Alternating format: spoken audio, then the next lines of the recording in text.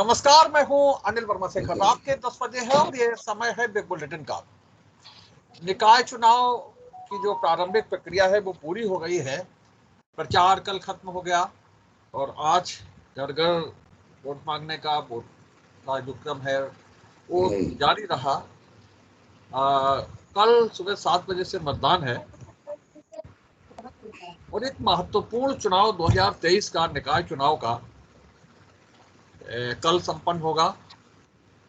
7 बजे से मतदान है। हम अपने दर्शकों से, फर्रुखाबाद के नागरिकों से, प्रदेश के तमाम से मतदाताओं से अपील करते हैं कि अधिक से अधिक मतदान करें, निर्भीक और निष्पक्ष होकर के मतदान करें।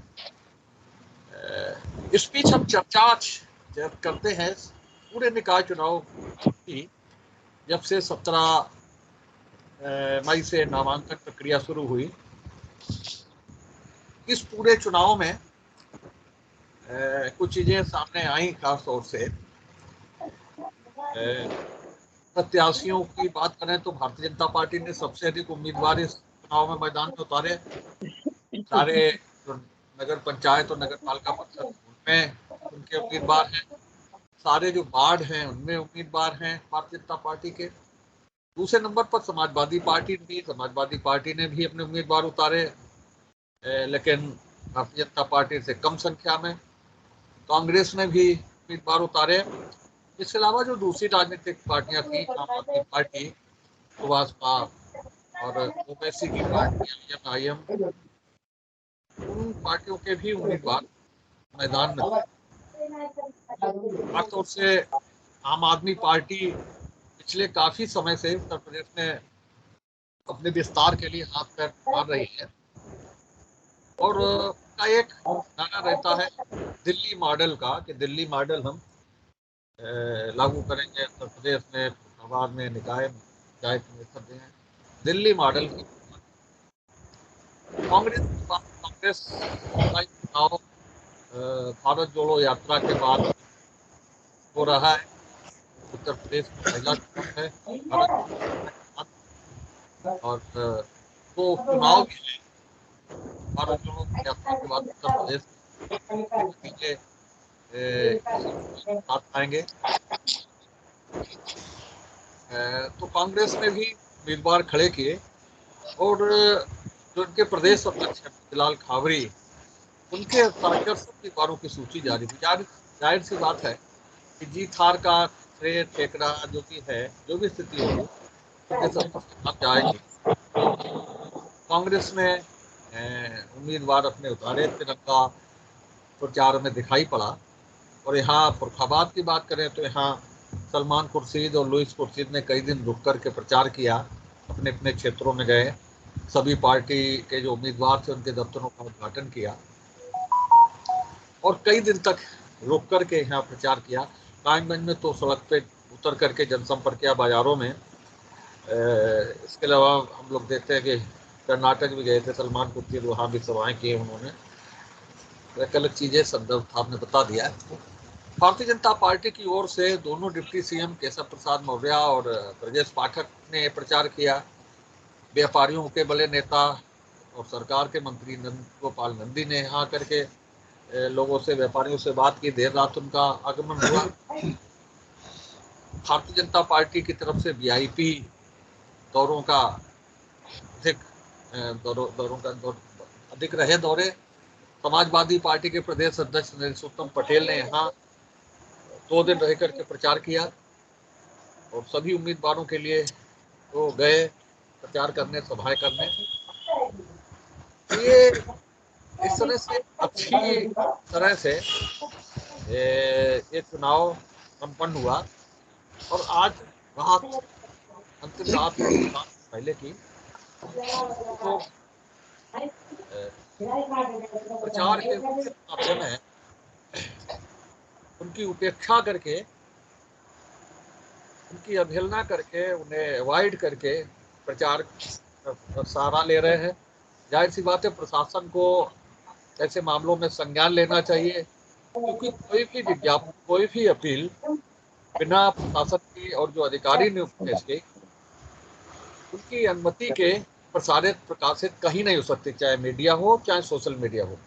अभी हम देख रहे थे जो विधानसभा यहाँ नगर पालिका के चुनाव संयोजक है प्रभात अवस्थी ने अपील जारी की है, उसके बाद तमाम से छूट रही है, नेता की अपील कर रहे हैं, ऑडियो और वीडियो अपनी जारी कर रहे हैं, जो नियमानुसार नहीं है। शासन को शासन इस पर संज्ञान लेना चाहिए था, हम नहीं ले, हम लोग उसके लिए बाध्य भी नहीं करते।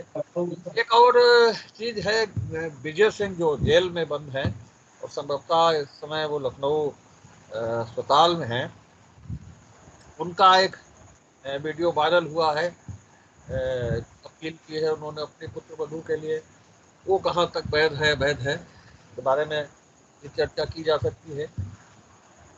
जेल में वो हैं और जेल के ही माध्यम से अस्पताल में हैं, और उनकी पुत्र वधू समाजवादी पार्टी से उम्मीदवार हैं। ये सारी गतिविधियां हैं जिन पर हम लोग बारी बारी से चर्चा करेंगे, ये भी बताने का प्रयास करेंगे कि जो हमारे पैनलिस्ट हैं उनके अपने दलों की क्या स्थिति है, उनके अपने दलों के जो उम्मीदवार हैं वो अब जब कुछ घंटे बचे हैं मतदान के, तो कहाँ पर खड़े हो रहे हैं, क्या दावे हैं उनके मतदान को लेकर के और चुनाव को लेकर के, उनके दावे क्या हैं, इस पर भी चर्चा करेंगे। मतदान से पहले यही सब चर्चाएं हो सकती हैं और वही हम लोग चर्चा करेंगे। आज तो भारतीय जनता पार्टी से आज आलोक बिहारी जी हैं, सविता दुबे जी हैं और विकास पांडे जी हैं, भारतीय जनता पार्टी का पक्ष रखेंगे। कांग्रेस से विवेक नारायण मिश्रा जी हैं, वरुण त्रिपाठी जी हैं, कांग्रेस का पक्ष रखेंगे, और सुशील जी सुभाषपा से पक्ष रखेंगे। तो पार्टी है सुभाषपा, उसका प्रतिनिधित्व करेंगे सुशील जी।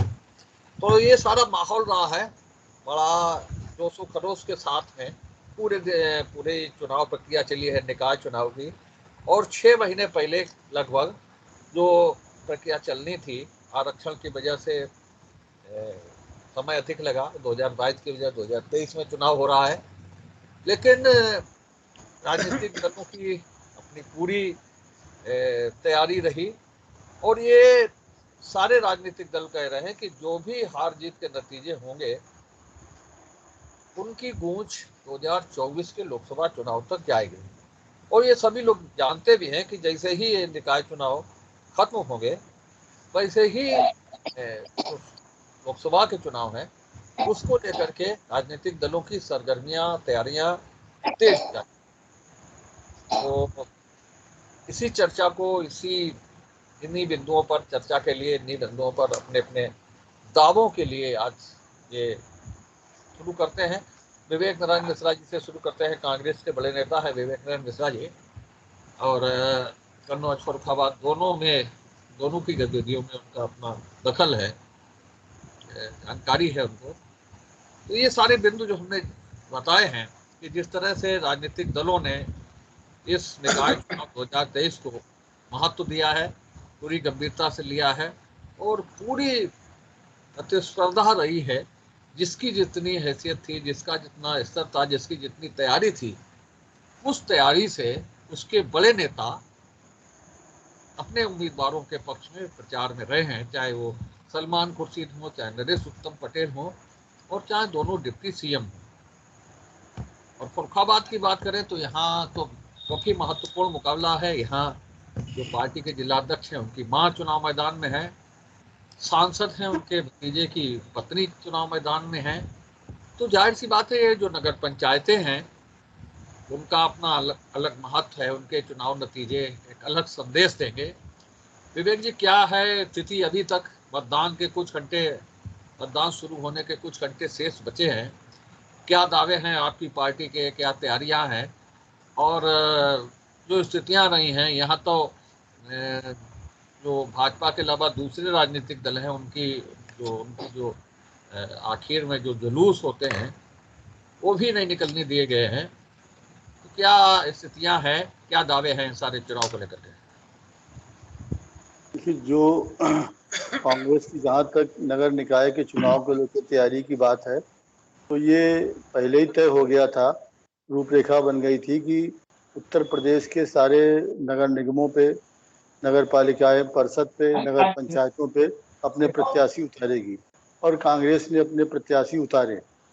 और उसके बाद प्रभारी बनने का जो सिलसिला था वो बनाया गया, और जो प्रदेश स्तर के जो नेता थे उन्होंने जनपदों का दौरा भी किया, और जो मुद्दे थे उन मुद्दों को लेके बात भी करी।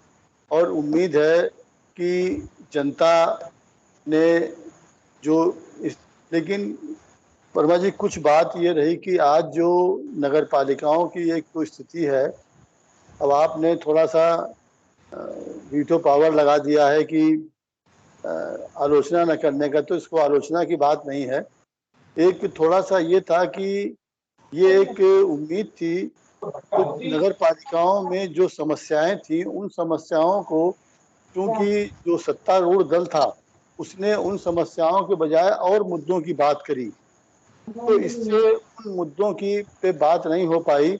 और अगर जवाब सवाल हुए भी तो जो इस तरह के मुद्दे थे ताले के, देवसुर के या और चीजों के, वो सारे उन्हीं पे, कूड़ा कचरा पे, इन सब चीजों पे रह गए, लेकिन बेसिक चीज पे नहीं हुई। कि आज उम्मीद थी कि शायद भाजपा के ये शासन काल में जो 74वां संशोधन नगर पालिका को लेके हुआ था और अभी तक पूरी तरीके से लागू नहीं हो पाया, तो शायद वो लागू होता, उस पर भी कोई चर्चा नहीं हुई है। और ये भी नहीं बताया मुख्यमंत्री ने कि जो 15वें वित्त आयोग में जो एक बड़ी धनराशि नगर के लिए निश्चित करी गई थी, उसमें से कितना पैसा रिलीज किया गया, क्योंकि ये सारे इनके स्थिति रही है कि ये पैसा पूरा या तो रिलीज नहीं होता, और अगर रिलीज हुआ है तो फिर वो विभाग खर्चा नहीं कर पाते हैं, वो पैसा लिप्स होता है। तो विकास के दावे कितने भी कर लें, लेकिन विकास के लिए जो हमारा मद आवंटन हुआ है उसको हम खर्चा ही नहीं कर पा रहे हैं, और वो पैसा हमारा लेफ्ट हो रहा है, तो विकास कैसे होगा। इसमें होती है कि कभी कभी पैसा नहीं रिलीज होता है, दोनों चीजें हैं। तो इन चीजों के बारे में कोई चर्चा नहीं हुई। दूसरे सबसे बड़ी बात ये रही वर्मा जी कि 2011 में के जो राष्ट्रीय जनगणना हुई उसके हिसाब से करीबन 31.16% की आबादी हमारे नगर क्षेत्रों में निवास करती है। एक बड़ी संख्या हो गई थी 1962 के बाद में, लेकिन 10 सालों में जो जनगणना हमारी 2021 में होनी चाहिए थी, वो जनगणना अभी सरकार बराबर टाल रही है। तो उसके हिसाब से मालूम नहीं हो पाया है, किसी भी योजना उसी तरीके से बन नहीं पा रही है, वो 2011 को लेकर बन रही है। और ये देखिए ओबीसी वाला जो अभी ओबीसी को लेके भी शायद चुनाव कैंसिल हो सकते हैं, क्योंकि ओबीसी को लेके भी याचिकाएं दायर हैं कि जिस तरीके से जिन पे चुनाव करा लिए गए जल्दबाजी में, लेकिन अभी भी ये ओबीसी का जो मामला है ये अभी भी फंसा हुआ है। तो इस तरीके की कई विसंगतियां रहीं, लेकिन उन सारी विसंगतियों के बीच में सत्तारूढ़ दल ने जिस तरीके से जनता के मुद्दों के बजाय और दूसरे मुद्दों को जो बात करी, और उसी का फिर जवाब कांग्रेस ने या पूरे विपक्ष ने दिया, तो उसमें जो जनता की असली मुद्दे थे वो कहीं से उठ नहीं पाए। और बाकी जो बात जोर जबरदस्ती की बात थी, तो वो जोर जबरदस्ती का अभी आपको अंतिम दौर कल देखने को मिलेगा, उसके झलक आपने बताई है। और बाकी जब पोलिंग के दिन ये किस तरीके से पोलिंग अच्छे तरीके से निपटती है कि वहां भी ये सत्ता बल का उपयोग करेंगे या दुरुपयोग करेंगे, ये भी कल और सामने आएगा, तब जाके पूरी तस्वीर इनकी बन पाएगी।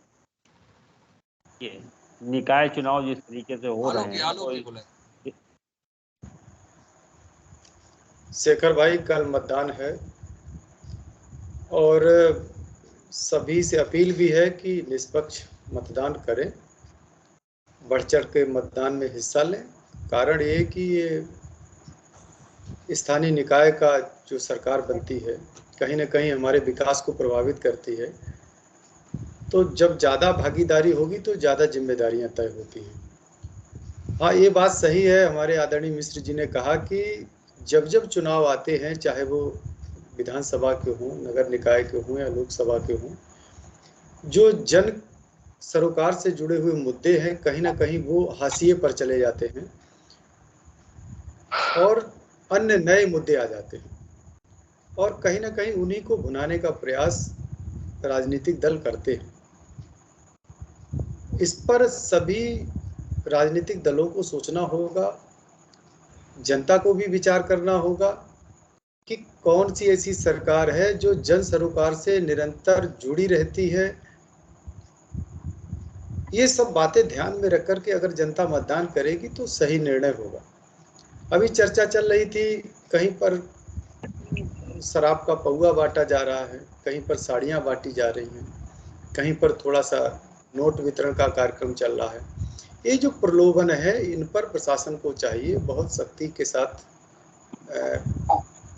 कड़े कदम उठाए, और जनता को भी चाहिए कि 5 वर्ष का भविष्य जो हम जिस नेतृत्व को सौंपने जा रहे हैं, क्या ये एक पौवे से कमतर है क्या? तो जनता को भी चाहिए कि इस बहकावे में, इस छलावे में, इस प्रलोभन में ना फंसे। वास्तविक विकास हो, नगर का विकास हो और पूरे प्रदेश का विकास हो। अगर इस दिशा में अगर नागरिक सोचेगा तो कहीं ना कहीं एक अच्छे नगर की हम स्थापना कर पाएंगे। और आप फर्रुखाबाद का ही एक उदाहरण ले लें, तो जब मैं 18 वर्ष पहले आया था और आज मैं उसकी तुलना करता हूँ 18 वर्ष के बाद भी, तो हमें फर्रुखाबाद वहीं पर खड़ा दिखाई देता है। तो फर्रुखाबाद के संदर्भ में भी फर्रुखाबाद की जनता को अवश्य विचार करना चाहिए, क्योंकि अधिकांश लोग इस बात को कहते हैं। और सबसे बड़ी विडंबना आप देखिए कि कहते बहुत अच्छा प्रत्याशी है, बड़ा अच्छा जीत रहे हैं, सब बातें सब कर रहे हैं, लेकिन आप फर्रुखाबाद के विकास की स्थिति देखिए कि पूरे फर्रुखाबाद जनपद के अंदर, शहर के अंदर आप कहीं भी 4 पहिया वाहन से अंदर नहीं जा सकते। आप फर्रुखाबाद के अगर निवासी हैं तो आपको जो आसपास फर्रुखाबाद नगर के जो चौराहे हैं वहीं पर पुलिस रोक देती है। अगर यही विकास की अवधारणा है, ऐसे ही विकास पसंद है यहाँ की स्थानीय जनता को, या ऐसे ही सोच रखते हैं, तो वो अपना निर्णय देंगे। और अगर इससे उभरना चाहते हैं, एक आसपास के जनपदों में जो विकास हुआ है उसको ध्यान में अगर रखते हैं, जाति पंथ मजहब को दूर हट करके उससे उबर करके अगर मतदान करते हैं, फर्रुखाबाद के विकास के लिए अगर मतदान करते हैं, तो हमें लगता है कि जनता सही दिशा में अपना मत देगी और एक अच्छे प्रत्याशी का चयन करेगी, और करना भी चाहिए। कारण क्या कि हमें आपको रोज इसी से सामना करना है, यातायात की व्यवस्था से सामना करना है, अतिक्रमण की अव्यवस्था से सामना करना है, जल की अव्यवस्था से सामना करना। इसको सामना किसको करना पड़ता है? जनता को करना पड़ता है। तो जनता सही निर्णय करे, जो वास्तविक विकास का पक्षधर हो, जिन्होंने पूरे शिद्दत के साथ विकास की पराकाष्ठा को अंगीकार करने का प्रयास किया हो या उसने वादे किए हों, उसके हिसाब से जनता निर्णय लेगी। और हमको ऐसा विश्वास है कि अब जनता धीरे धीरे जागरूक हो रही है, तो जनता इन सब समस्याओं को ध्यान में रख करके एक अच्छे प्रतिनिधि का चुनाव करेगी, और हमें लगता है कि फैसला जल्द आएगा और सही आएगा। जी देखिए भाई साहब, यहाँ पर जो भी भाई साहब ने भी कहा कि जो पौवा और ये सब दारू में ये प्रलोभन हो जाता है, ये हम सब लोग जानते हैं कि इलेक्शन एक ऐसी चीज है कि दारू है और कोई भी चीजें हैं, बहुत सारी चीजें हैं कि बांटना, साड़ी बांटना, ये तो सब प्रलोभन होता ही है। इलेक्शन में ये सब चलता है। आप इससे पहले भी कह चुके हैं, हम लोग सभी लोग इस बारे में बात कर चुके हैं। सबसे पहले तो भाई साहब मैं बता दूं कि सोहेल देव भारतीय समाज पार्टी के मात्र 2 कैंडिडेट लड़ रहे हैं। एक तो नवाबगंज में है और दूसरे शमशाबाद में है। और हम सभी लोग ऐसा देखते आ रहे हैं कि कहाँ थोड़ी-थोड़ी जो पार्टियां, छोटी-छोटी पार्टियां हैं, वैसे तो मैं गिनती में भी छोटे नहीं हैं, वैसे तो हम 2 पार्टियों से काफ़ी ज़्यादा ऊपर हैं। लेकिन यहाँ पर जो चुनाव की स्थिति है, यहाँ पर हम थोड़े कमज़ोर पड़ रहे हैं कि अभी हमारा धरातल पर थोड़ा वर्चस्व थोड़ा कम है। हो सकता है कि धीरे-धीरे हम बढ़ते चले जाएँगे इसी तरीके से तो बहुत आगे निकलेंगे। भाई साहब, हम तो जनता से यही अपील करेंगे कि उस कैंडिडेट को वोट दें, जो आपके बीच में रहकर आपकी काम करे, आपके बीच में रहे, आपकी बात सुने। ऐसा ना हो कि उस कैंडिडेट को वोट दें कि वोट लेने के बाद में वो चला जाए और आपकी बात ना सुने और अपनी दबंगई वाली बात करता रहे, जनता को दिखाता रहे कि किस तरीके से आपने वोट दिया, साड़ी में हमें वोट दिया, एक पौआ में हमें वोट दिया, तो हम उसी वोट का आपके खिलाफ दुरुपयोग करेंगे। हमारा तो पार्टी का ही एक सोच विचार यही है कि जनता को ऊपर उठाने के लिए गरीब, शोषित वर्ग, समाज वर्ग किसी भी तरीके से पार्टी के अंदर आए और अपना जो निचला क्रम है वो उसे ऊपर तक ले जाए। हमारे जो वादे हैं कि हम वादा नहीं करते, हम काम करके दिखाते हैं। आपने देखा होगा कि हमने कई जगह काम किए हैं। फर्रुखाबाद में तो स्थिति अभी नहीं बनी है, लेकिन जब बनेगी तो हम आपको ज़रूर दिखाएँगे, जनता को दिखाएँगे कि किस तरीके से हम काम करने में सक्षम हैं। सोहेल देव भारतीय समाज पार्टी एक पार्टी ऐसी पार्टी है जो ज़मीन पर बोलती है, जनता के सामने बोलती है, वही विधानसभा में पे बोलती है। ऐसा नहीं है कि हम पार्टी जनता से वादा कुछ करें और विधानसभा में कुछ और बोलें, कहीं दूसरी जगह और बोलें। हम जनता से जो कहेंगे वही जनता के लिए काम करेंगे। ठीक है चाहे भाई। नगर निगम का चुनाव हो, चाहे नगर निकाय का चुनाव हो, चाहे हम मेंबरी का चुनाव लड़ते हों, चाहे विधानसभा का चुनाव लड़ते हों, चाहे लोकसभा का चुनाव लड़ें। हम वही वादा करेंगे जो हम कर पाएँगे। भाई साहब, कल लोकतंत्र का महापर्व है और इसमें हम सबको बढ़ चढ़ के हिस्सा लेना चाहिए और मतदान अवश्य करें, चाहे कितनी भी गर्मी हो। असल में हमारे यहाँ मतदाता जो है वो ये इस स्थिति को नहीं समझता है कि मतदान करना कितना आवश्यक है। ये हम अपने मताधिकार का प्रयोग करके आगामी 5 वर्षों के लिए नगर की सरकार को चुनना है। फिर उसी के अनुसार हमारे नगर का शासन प्रशासन चलेगा, हमें सब सुख सुविधाएं मिलेंगी और हमारे नगर का विकास हो सकेगा। और रही बात विपक्षी पार्टियों की, अब की भाई साहब ने थोड़ा जल्दी बोल दिया, नहीं तो ये सब रिजल्ट आने के बाद बोला जाता है।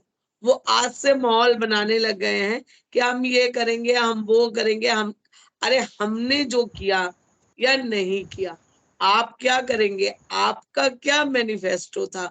वो तो आपने कुछ भी नहीं बताया कि आप क्या करने वाले हैं।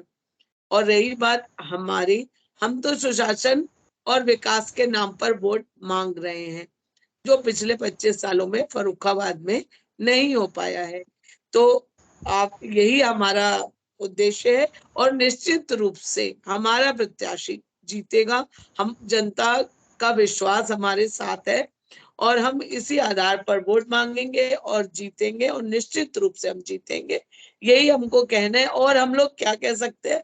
आप विपक्षी लोग जो अभी रिजल्ट आएगा फिर वही रोना, ये है वो है, सच्चाई स्वीकार नहीं करते हैं और दोषारोपण करते हैं। शासन ऐसा कुछ भी नहीं कर रहा है। जो आवश्यक है, जिन चीजों का उपयोग वो किया जा रहा है, कहीं भी ऐसा कोई भी दुरुपयोग नहीं हो रहा है जो प्रशासन के द्वारा किया जा रहा हो।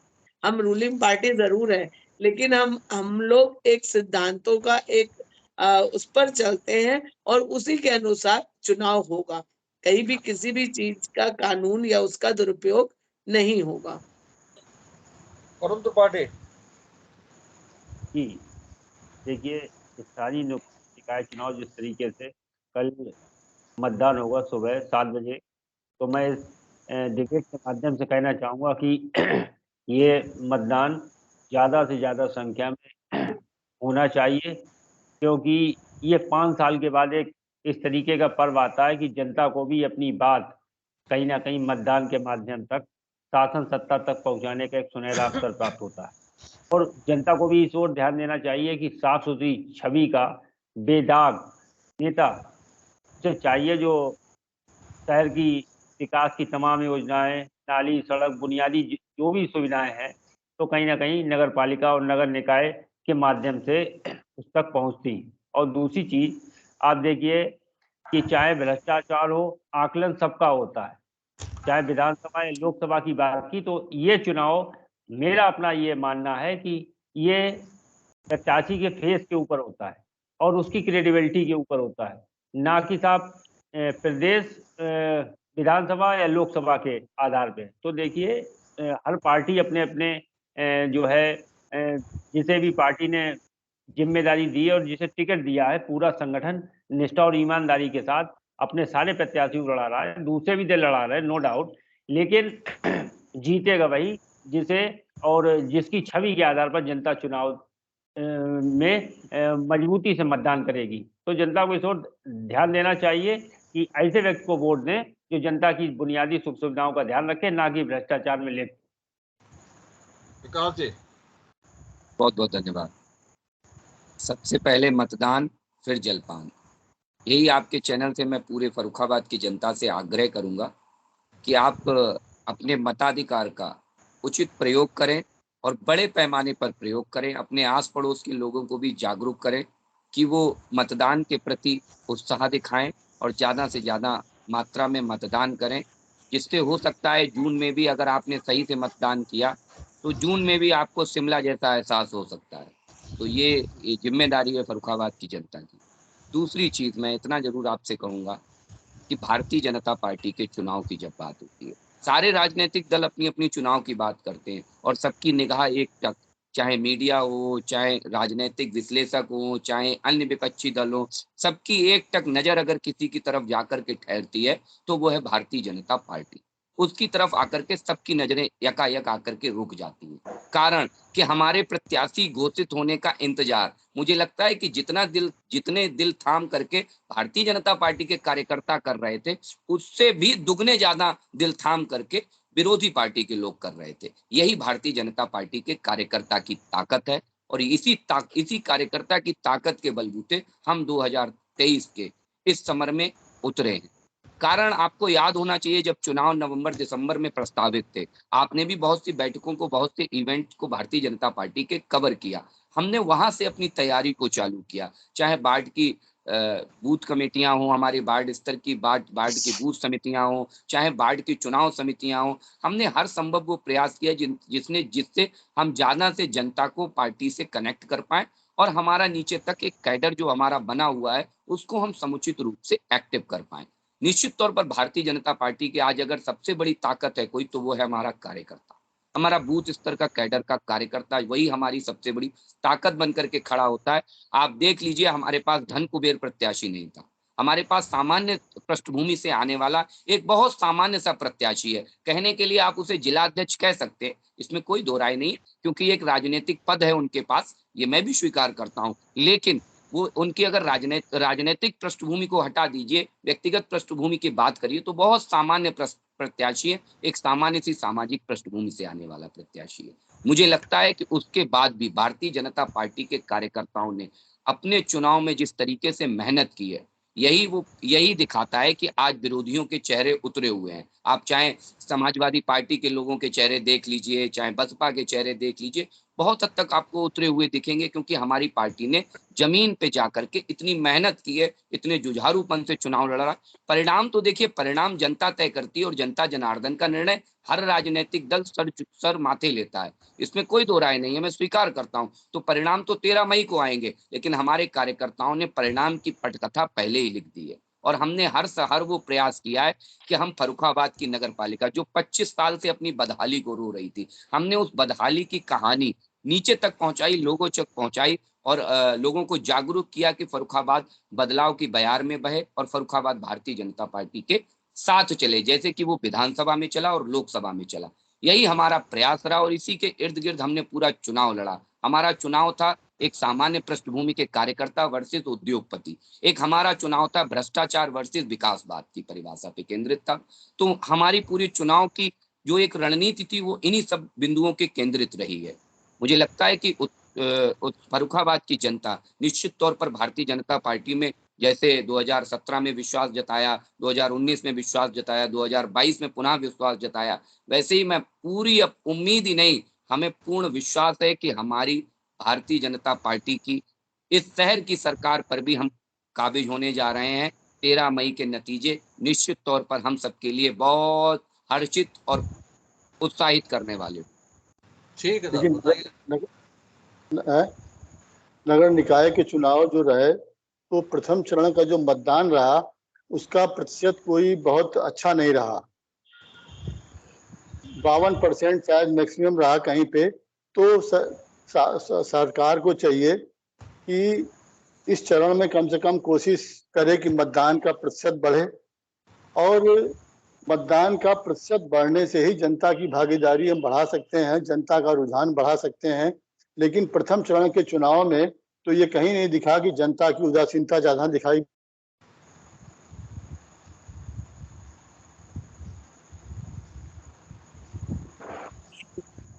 के साथ बात अभी वीडियो, लेकिन इसमें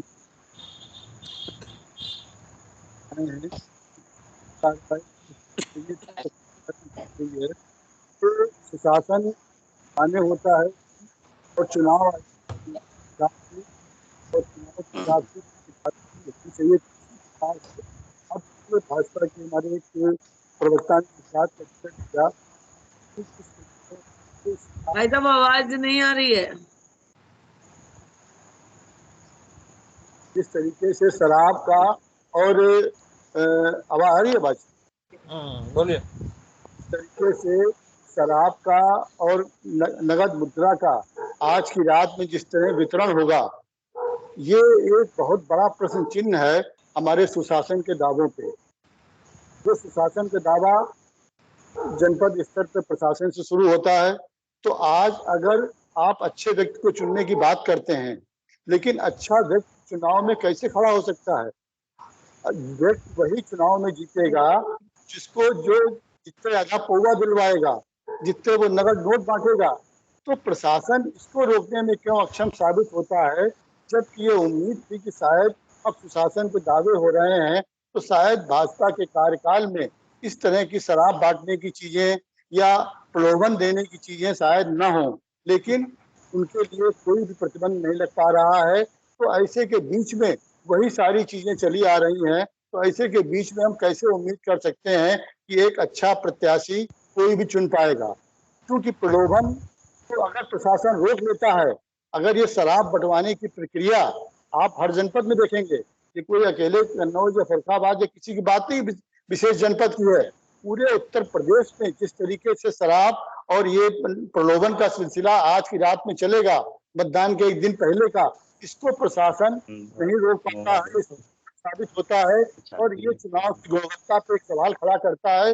दूसरा, अगर मतदान का प्रतिशत बढ़ जाता है तो का एक बहुत बड़ा नजीर हो, मतदान का प्रतिशत बढ़ गया, लेकिन जिसकी उम्मीद बहुत कम लगेगा। ठीक है लंबा, और आप और बोलिए दूसरे से। शेखर भाई ने बोलो विकास। नहीं जी बोलिए। शेखर भाई, एक मैं उदाहरण से समझाने का प्रयास करूंगा, जनता भी उसको सुनेगी, कि जब हम अपनी बेटी का कहीं कोई रिश्ता कोई पिता तय करने जाता है तो वो चारों तरफ से खोजबीन करता है, उसके चरित्र की पहचान करता है, परिवार के चरित्र की पहचान करता है, क्या क्या करता है उसकी पहचान करता है। तो और जब तक वो पूरी तरीके से संतुष्ट हो जाता है तभी वो अपनी लड़की का हाथ देने के लिए तैयार होता है। और जबकि वो व्यक्तिगत जीवन है, 2 लोगों का जीवन है जिससे प्रभावित होगा। प्रदेश की जनता को, चाहे वो नगर निकाय का चुनाव हो, चाहे वो विधानसभा का चुनाव हो, चाहे वो लोकसभा का चुनाव हो, जनता को इस बात पर विचार अवश्य करना चाहिए कि जो हम नगर पालिका जिस व्यक्ति के हाथ में सौंपने जा रहे हैं, उस व्यक्ति का चरित्र क्या है, उसका चेहरा क्या है, उसका आचरण कैसा है, उसकी पृष्ठभूमि कैसी है। तो अगर हमारा मानना है जनता अगर इन सब बिंदुओं पर ध्यान देगी तो अवश्य सही निर्णय होगा। और हम तो प्रत्याशियों से एक बात और भी कहना चाहते हैं कि आने वाले समय में जो भी प्रत्याशिता करे, किसी भी पार्टी से करे, तो जैसे एक बायोडाटा बनता है जब शादी ब्याह के लिए जाता है, इसी प्रकार से प्रत्याशी का भी एक बायोडाटा होना चाहिए कि वो किसी अपराध में निरुद्ध तो नहीं, किसी भ्रष्टाचार के उसमें निरुद्ध तो नहीं, उसकी पारिवारिक पृष्ठभूमि कैसी है, उसकी क्वालिफिकेशन क्या है, किस परिस्थिति को कैसे हैंडल करने वाला है, ये सब पूरा बायोडाटा अगर रहता है तो कहीं ना कहीं जनता को समझने में भी आसानी होगी और एक हम अच्छे व्यक्ति का चुनाव कर पाए। तो जनता को चाहिए कि कम से कम अगर वो बायोडाटा नहीं आया है तो कम से कम इन सब बिंदुओं पर विचार करके कल अगर मत देगी तो हमें लगता है कि वो सही निर्णय होगा। ठीक।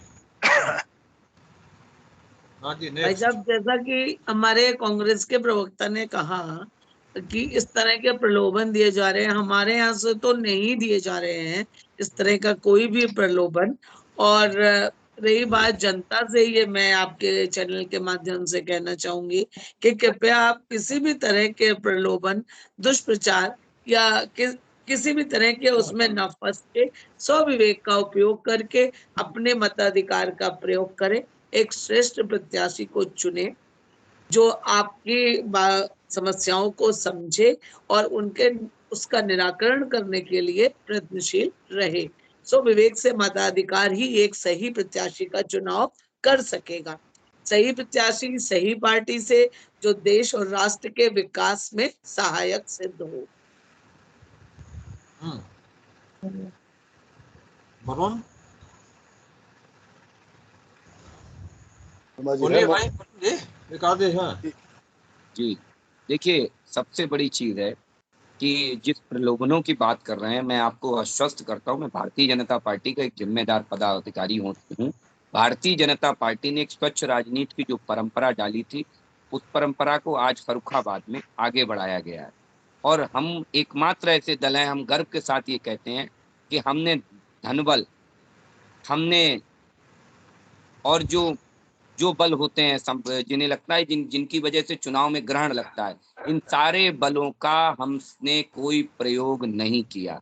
ये मैं दावे के साथ कहता हूं कि जितनी स्वच्छता के साथ, जितनी ईमानदारी के साथ भारतीय जनता पार्टी ने चुनाव लड़ा है, ये निश्चित तौर पर अन्य राजनीतिक दलों के लिए, विशेषकर फर्रुखाबाद में एक उदाहरण पेश करने वाला है, उदाहरण पेश करेगा। हाँ, कितना ये इन उदाहरणों से सीखते हैं ये अलग बात है। चुनाव जीतने के लिए हथकंडे अपनाना अलग विषय होता है। मुझे लगता है अच्छे हथकंडे अपनाइए।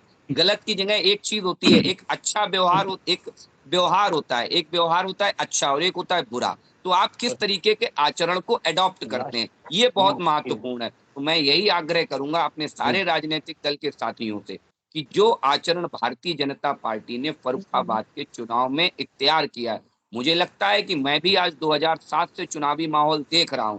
पहली बार मैं ऐसे चुनाव में हूं कि जो चुनाव मुझे लगता है कि राजनीति के हर उस आयाम पे फिट बैठता है जिसे आदर्श राजनीतिक आयाम कहते हैं, जिसे आदर्श राजनीति कहते हैं। एक मिसाल कायम कर रही है भाजपा फर्रुखाबाद में, और हमारा प्रत्याशी एक बहुत आम प्रत्याशी है और उसने उसी तरह से चुनाव लड़ा है। और मुझे पूर्ण विश्वास है कि जनता इस आम प्रत्याशी के साथ अवश्य देगी, साथ जाएगी अवश्य। वर्मा जी, सवाल ये है, यहाँ पे देखिए भाजपा या किसी एक दल का सवाल नहीं है। जो शराब बंटने का काम होता है या प्रलोभन का काम होता है, चूंकि चुनाव होता है उसमें कई दल भाग लेते हैं, कई, और विशेषकर तो नगर पालिका या प्रधानी के चुनाव में, इसमें तो एक ये छोटे स्तर के चुनाव होते हैं, इसमें कई तरह के प्रत्याशी भाग लेते हैं दलों के अलावा। तो यहाँ पे बात है कि अगर प्रशासन ये इस तरह के शराब बांटने को मतदान के पहले की रात, आज की रात में जैसे द्वितीय चरण में, या अन्य प्रलोभन को अगर प्रशासन रोक पाता है तो उससे अपने आप सही प्रत्याशी का चयन होना संभव है, वो अन्यथा बिल्कुल नहीं संभव है। यहाँ पे भाजपा प्रशासन तो रोकेगा ही भाई साहब, लेकिन पार्टियों को भी तो चाहिए कि बस स्वच्छ और साफ चुनाव लड़े। ये देखिए वही बात जो भी शुक्ला जी स्तर पे भी तो इस चीज पर रोक लगनी चाहिए, प्रशासन तो रोकेगा ही। शादी की जिक्र करी, दहेज का एक ऐसा होता है, उसके कानून बना हुआ है, लेकिन दहेज में जैसे लड़का और लड़की वाले दोनों अगर ध्यान रखें तो दहेज को कोई नहीं पकड़ सकता, दोनों अगर राजी हैं तो प्रशासन तो अपना काम करे। अगर ये ऐसा नहीं कि न, बट पूरे उत्तर प्रदेश में, पूरे देश में होता है, लेकिन प्रशासन अगर उसको रोक लेता है, ये बहुत बड़ी चुनौती होती है। और प्रशासन जानता है कि आज की रात में शराब बढ़ रही है, सब शराब बढ़ रही होगी, आपके जनपद में बढ़ रही होगी, हर जनपद में बढ़ रही होगी। ये कोई विशेष फरुखाबाद की बात नहीं, ना यहाँ किसी पार्टी विशेष की बात है। हमने एक मिसाल कायम की है, हमारे भाजपा में नहीं बढ़ रही है, कुछ भी नहीं बढ़ रहा है, कोई प्रलोभन नहीं है, की बात नहीं कर रहा। यहाँ पे प्रशासन और प्रशासन की बात हो रही है, चुनाव आयोग के नियमों की बात हो रही है कि किसी तरह का प्रलोभन, चुनाव आयोग ही कहता है प्रशासन को, शासन को पावर होता है कि वो इस तरह के रोके, वो रोकने में प्रशासन सफल न हो पाने के पीछे सही प्रत्याशी का चयन नहीं हो पाता है। ये उम्मीद थी कि शायद ये चीजें भाजपा के शासन काल में कुछ इन पे प्रतिबंध लगे या कुछ रोक हो, लेकिन ऐसा नहीं हो पाया। अभी की जिस तरीके से पहले शराब बढ़ती थी, धनबल का इस्तेमाल होता था, प्रलोभन दिए जा रहे थे, वो सारा कुछ बदस्तूर चालू है, ये किसी एक दल की बात नहीं है। ठीक है शेखर भाई, मैं चाह रहा था कि कहीं आज निष्पक्ष विवेचन हो जाए तो ज़्यादा सही रहेगा, लेकिन हमारे कांग्रेस के आदरणीय मिश्र जी ने आरोप फिर भी लगा ही दिया। तो मैं बता दूं, आपकी ही बात में उसका जवाब है, आपकी ही बात में उसका जवाब है कि आपने कहा कि पहले से ऐसा होता आया, पहले से ऐसा होता आया, तो ज़्यादातर सत्ता में आप रहे हैं तो कहीं ना कहीं पूरे देश की स्थिति को बिगाड़ने में कहीं ना कहीं कांग्रेस का हाथ ज़्यादा रहा है। और तो कांग्रेस, मैं बात कांग्रेस की नहीं कर रहा, मैं सभी राजनीतिक दलों से कह रहा हूं कि वो बैठ करके समाज में एक ऐसा मैसेज प्रेषित करें, इन प्रलोभनों से मुक्त करें। सुशासन मैं तो कर ही रहा हूं, हमारी पार्टी तो कर ही रही है, हमारी पार्टी एक ऐसा आदर्श उपस्थित कर रही है जिसकी वजह से आप सब लोगों को धीरे धीरे वहीं आना पड़ रहा है। लेकिन ये बिगड़ी हुई परिस्थितियों को आज आपने स्वीकार कर लिया। देश की जनता, प्रदेश की जनता, नगर निकाय की जनता इन सब चीज़ों को देख रही है, धीरे धीरे कांग्रेस के कुकृत्यों को भी समझ रही है कि ये जो कुरीतियों का विकास आपके काल में हुआ, कहीं ना कहीं हम सब लोग उसको साफ करने का काम कर रहे हैं। और धीरे धीरे आप देखेंगे समय आते आते जैसे जैसे वो परिस्थितियां क्लियर होंगी, सब सही हो जाएगा। करनी चाहिए थी, आपका शासन है, डबल इंजन की सरकार है, बराबर आपको करना चाहिए, बराबर प्रयास चल रहा है, बराबर प्रयास चल रहा है। कांग्रेस ने क्या किया? बुलेटिन की आज की इस बहस को यही समाप्त कर रहे हैं। आज की बहस में भाग लेने के लिए विकास पांडे का, श्वेता जी का, आलोक जी का और विवेक जी का और सुशील का बहुत बहुत धन्यवाद। हम कल फिर मिलेंगे मतदान के बाद में, और मतदान का क्या रुझान रहा है, विभिन्न क्षेत्रों में मतदान की क्या स्थितियां रही हैं, इस पर विस्तार से चर्चा करेंगे। जो मुस्लिम बहुल क्षेत्र हैं उनमें मतदान की क्या स्थिति रही है, महिलाओं ने कैसा मतदान किया है, ये सारे बिंदु रहेंगे हमारी चर्चा में शामिल। कल अवश्य देखिए बिग बुलेटिन का अंक मतदान के बाद में हम बात करेंगे, चर्चा करेंगे और अपने दर्शकों को दिखाएंगे। बिग बुलेटिन का ये विशेष अंक मतदान के बाद है। तब तक के लिए इजाजत दीजिए, शुभ रात्रि।